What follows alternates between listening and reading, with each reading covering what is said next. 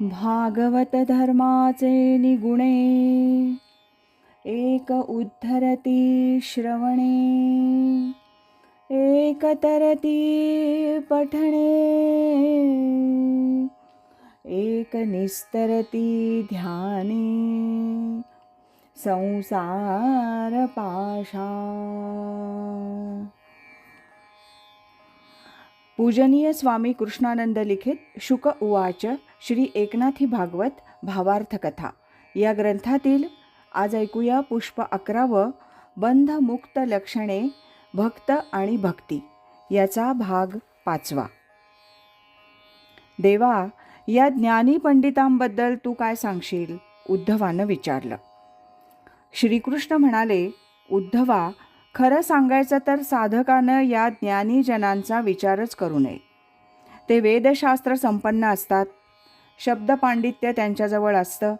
काही जण तर 64 कलांमध्ये प्रावीण्य मिळवलेले असतात. ते भूत भविष्याची जिज्ञासा करतात.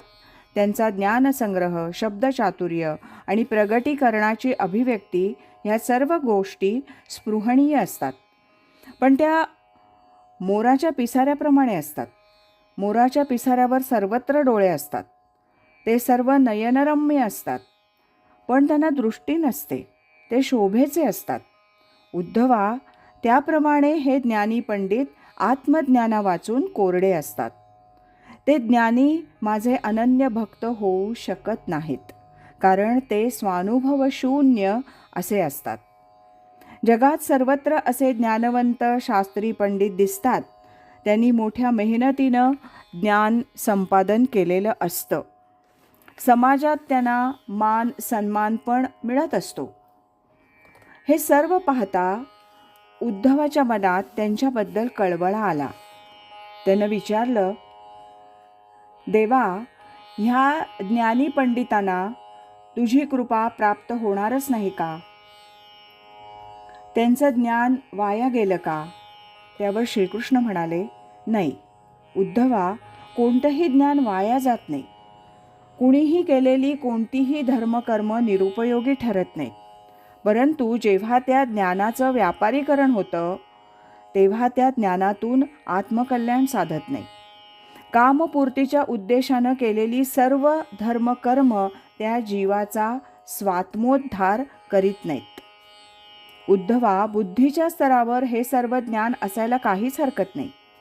त्यानं विचारांची दिशा स्पष्ट होते. या ज्ञानाचं समर्पित भावनेनं वितरण झालं तर ते पुण्यकर्म होतं आणि ही मनाची भावना निर्माण होण्यासाठी माझ्या नामाचा जप हेच साधन आहे. माझं स्मरण, माझी आराधना, ध्यानधारणा ही साधना झाल्याविना अनन्यता येत नाही. मी अशा भक्तांचा भुकेला असतो. उद्धवाचं मन मनातल्या मनात नव्या प्रश्नांची जुळवाजुळव करीत होतं.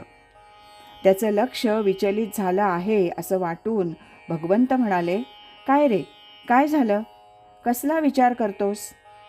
देवा, माझ्या मनात एक विचार आला की तुमचं मूळ स्वरूप निर्गुण निराकार असताना तुमच्या नामाचा जप, तुमच्या रूपाचं ध्यान करायचं कसं? अकर्ता अभोक्ता अशा तुमच्यासाठी कोणती कर्म करायची, कोणते भोग घ्यायचे? सामान्यांना हा प्रश्न पडणं स्वाभाविक आहे. उद्धवाचा प्रश्न त्यांचं प्रतिनिधित्व करत होता हे लक्षात घेऊन भगवंत सांगू लागले, उद्धवा, मी निर्गुण निराकार एकला एक आहे हे खरं आहे, पण सामान्यांना ती जाण एकदम येणं कठीण आहे. मी म्हणजे परब्रह्म आहे. या विश्वाची निर्मिती माझ्याच प्रेरणेनं झाली. या विश्व मायेचं बीज मीच केलंय. तेव्हा या मायेत जे जे दिसतं त्यात माझं अस्तित्व आहेच. एकाच कोळीपासून आम्रवृक्ष तयार होतो. त्या डवरलेल्या वृक्षाच्या प्रत्येक फळात कोय असतेच. तसा मी सर्वत्र आहे हे समजायला हवं.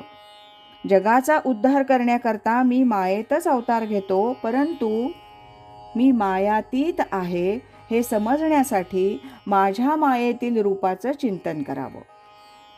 माझं चरित्र गायन, नामसंकीर्तन, अवतार लीला ह्या भक्त मनाला उन्नत करतात.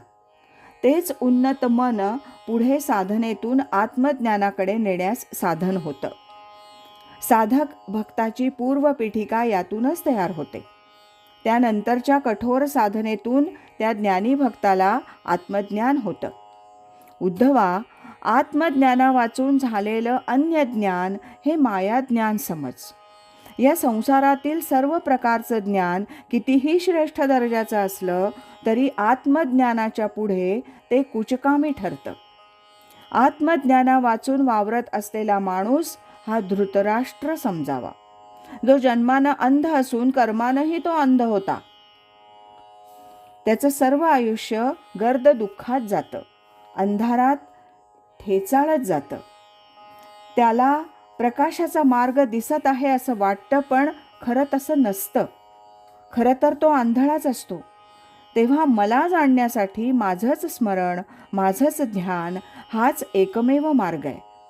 ज्ञानमार्ग ज्यांना दुर्लभ वाटतो त्यांनी भक्ती मार्ग धरावा. उद्धवा, भक्तीसाठी शब्दज्ञान हवं हे पंडितांचं विधान चुकीचं आहे.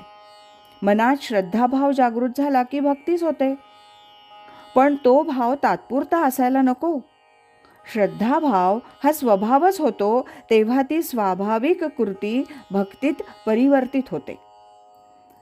नाम ज्याच्या नित्य मुखात असतं त्याचं सुख मी होतो, त्याच्या हृदयात मी वास करतो. अशा भक्ताचं घर हेच माझं मंदिर होय. तिथं चारी मुक्ती दासी म्हणून उभ्या असतात. म्हणून मला ज्ञानमार्ग वा कर्ममार्ग ह्यापेक्षा भक्तिमार्गानं जाणारा साधक भक्त जास्त जवळचा वाटतो.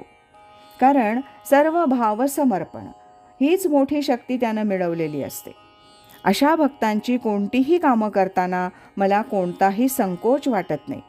त्यांचं उष्ट खाणं, गुरंढोरं धुणं इतकंच काय, त्यांचे जोडे माथी घेणं अशा प्रकारची हलकी कामं करताना सुद्धा मला कधीच लाज वाटत नाही.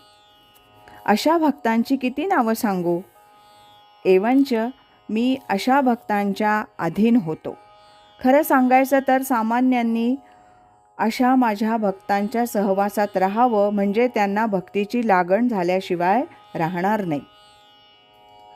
शुकाचार्य म्हणाले, परीक्षिता, असं सांगता सांगता भगवान श्रीकृष्ण आसनावरून उठले. त्यांनी प्रेमानं उद्धवाला दृढालिंगन दिलं. उद्धवाचं भानच हरपलं, अंग रोमांचून नयन भारावली. भक्त लक्षणं सांगताना देव देवपण विसरले. परीक्षिता, भक्त आणि भगवंत ह्यांची अशी एकरूपता असते. श्रीकृष्ण आणि उद्धव असे एकरूप होते. परीक्षिताला आपण इतके भाग्यवान आहोत असं वाटलं. अशा एकरूप भक्ताबरोबर झालेला हा सुसंवाद आपणास केवळ मुनी शुकाचार्यांमुळे श्रवणास मिळतो आहे असं वाटून परीक्षिताचेही भाव दाटून आले आणि कृतज्ञतेच्या भावातून तो म्हणाला, मुनिवर्य, श्रीकृष्ण महाराज निजधामाला निघाले असता त्यांना काही काळ थांबवण्याची उद्धवांची युक्ती खरोखर गौरव करण्यासारखी अशीच आहे. त्यामुळेच हे भक्तीचं रहस्य जगाला कळालं. असो, श्रीकृष्ण पुढे काय म्हणाले ते सांगावं.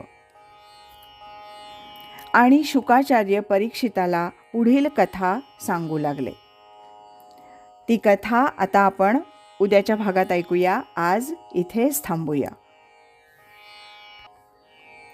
नमो व्यासमूर्ते, नमो शुकदेवा, दिला मुमुक्षुसी त्वा अक्षय ठेवा. कथा भावरूपे घडली आहाते, करी समर्पित गुरुचरणाते. हरि ओम तत्सत.